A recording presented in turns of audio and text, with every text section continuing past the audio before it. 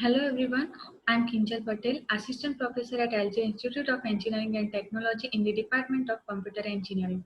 So here is Chapter 2 Lexical Analyzer, Lecture 5, in which we will learn DFA optimization and transition table.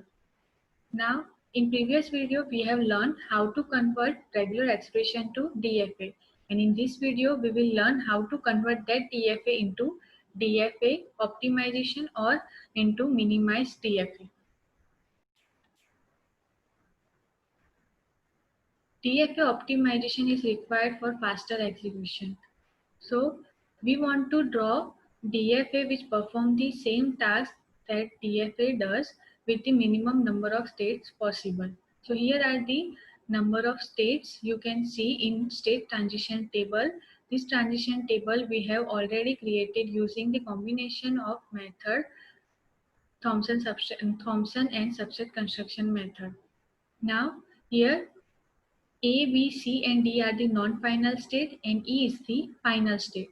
So for minimization of DFA, we will take one set of all these states. Now we want to convert this set into two sets, one for final state and one for non-final state. So final state is E and non-final states are A, B, C and D. So here you can see the two states or two sets, one for non-accepting states and one for accepting states. So A, B, C, D are in the non-accepting states and E is in the accepting states. Now we also want to divide A, B, C, D into two sets. For that we will check that this state goes into which state. If they are going into the state and that state is the member of this set, then this state will be in the same set. Okay, I will explain you this by example so you will get more idea. That here you can see the set or state A, B, C and D. So A goes on to B and C for the input A and B. Now we will check that does B and C are the member of this set. So we can see that yes, B and C are the member of the set. So A will be in the same set. If A goes on to B and B and C are the member of this set, then A will be in the same set. If A goes onto the set which if A goes onto the state which are not member of this set, then we will separate that state. Okay, so now we'll check for B. So B goes on to B and D. So here we can see that B and D are also the member of this set. So B will be in the same set. Now we'll check for the state C. So for C, C also goes on to B and C. So B and C are the member of this set. So C will be also in the same set. Now we'll check for the D. So for D, D goes on to B and E. So here we can see that E is not member of this non-accepting set. E is not the member of non-accepting set, so we will separate D from the set ABC. So next splitting will be one set is ABC and one set is D. Now we'll check for this set also that A goes on to B and C. So does B and C are the member of the same set? Yes, B and C are the member of the same set. So A will be in the same set. Now we'll check for the B. So B goes on to B and D. So B is the member of this set, but D is not the member of this set. So we will separate B from A and C. Now we'll check for the state C. That now we'll check for the state C that C goes on B and C. So B and C are the member of the same set. So A and C will be in the same set and we will separate B. Now we'll check for A and C. So A goes on to B and C and C also goes on to B and C. So both the state have same goal state or same state. So A and C will lie in the same set only. So here no more splitting is possible as B, D and E are already separated, and A and C, for A and C there is no more splitting possible. So if you chose A as a representative for the group AC, then we obtain the reduced transition table like this. Here you can see that in first row A, B, and we have replaced C with A because we are representing A as our state A, C. Now in the second row, there is no C in the second row, so there are no changes in the second row. And we will remove the third row as we have replaced C with A and A is already mentioned in the table. So now we will mention D. So D goes on to B and E, and we will check for E, that E has the state B and A. So we will replace C with A. So now here you can see that we have minimized the DFA with from 5 state to 4 state, and we perform the same task as DFA does. So you can draw the minimized DFA from this transition table. Now next topic is transition diagram. Transition diagram is a flowchart or a graphical representation. So to represent state, circle is used, and to represent the transition, arrow is used, and to represent the starting state, arrow and circle is used, and to represent the final state, concentric circle is used. So in transition diagram, we just graphically show the regular expression. So here is the transition diagram for relational operator. Relational operators are less than, greater than, less than equals to, greater than equals to, less than, not equals to, equals to. So we will draw one transition diagram for relational operator. Now the relational operator follow the one rule which that says that for each final state it returns only one output.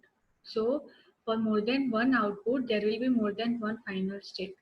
Here you can see that we want to perform less than equals to.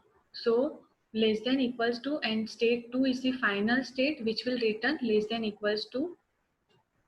Now we want to perform not equals to, so we can directly state greater than from 1. So it will, the combination of less than, greater than means not equals to. Now we want to perform less than only, so we can directly set null transition from 1. Other represent the null transition, so we can directly represent the null transition from 1, and final state will be 4 which return less than. Now we want to represent greater than equals to, so we can directly represent greater than equals to, and 7 final state will return the greater than equals to operator. And if you want to represent greater than only, then we will write one null transition from 6 to 8, and 8 final state will return greater than equals to, sorry, greater than. Now we want to add equals to operator, so we can directly add equals to operator. So final state 5 will return equals to. So here is the state diagram for relational operator. We'll see one more example for transition diagram, that is transition diagram for unsigned number in Pascal. So we will First, draw the transition diagram for integer. In unsigned number, there can be integer, fractional number, exponential number. So we will see one by one how we can draw the transition table for unsigned number. So first we will draw the transition diagram for integer, which will be like this, that from 1 to 2 we can directly represent the digit. Now there can be more than one digit in number, so that we can represent with the self loop for more than one digit. So here two state represent the integer number. Now what we want to do, we want to add fractional number as it is included in unsigned number. So now for fractional number, the transition diagram will be like this, that digit, fraction, digit. So there can be more than one digit before fraction and there can be more than one digit after fraction. So 1 to 4 represent the fractional number. Now we want to represent the exponential number. So for that we will directly add e symbol for exponential as a transition. Now exponential raised to matlab e raised to -4 or e raised to +7. So plus or minus will be represented as a transition label, and then 6 to 7 there will be a digit, so 4 or 7. Now there can be more than one digit, so we'll represent it as a self loop. It's not necessary that the e raised to means exponential number must have fractional number only. It can be integer. So we will transfer directly from integer to e on 5. So which will generate the 45 e raised to +6. For example, here 4 from self loop 5, then directly e, so 45e, choose plus or minus sign, then take one digit 6. So if you want to write 45 raised to 6 integer e raised to +6, so we can directly pass e to the state 5. Now it's not necessary that plus or minus sign will be there in the exponential number. It can be directly 96 e raised to 2. So for to represent that value, we'll directly pass digit from 5 to 7.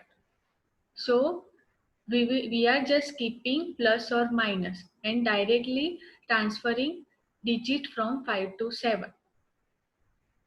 So now all the numbers have been included which can be unsigned. So now other state represent the null and the 8 final state represent the unsigned number. Now in unsigned number, integer, fractional and exponential number are included. So here, as we have already discussed that in transition diagram, one final state will return only one value. So here 8 is returning the value unsigned number. Now if we want to return only integer number, so for that final state 9 will be used, which will return integer number. Like here you can see that from digit, then digit as a self loop and other is used to represent null. So if you want to return the integer value, the final state 9 will be used. Now if you want to represent the fractional value, so where is the output of fractional value is stored in the state 5. So what will we do?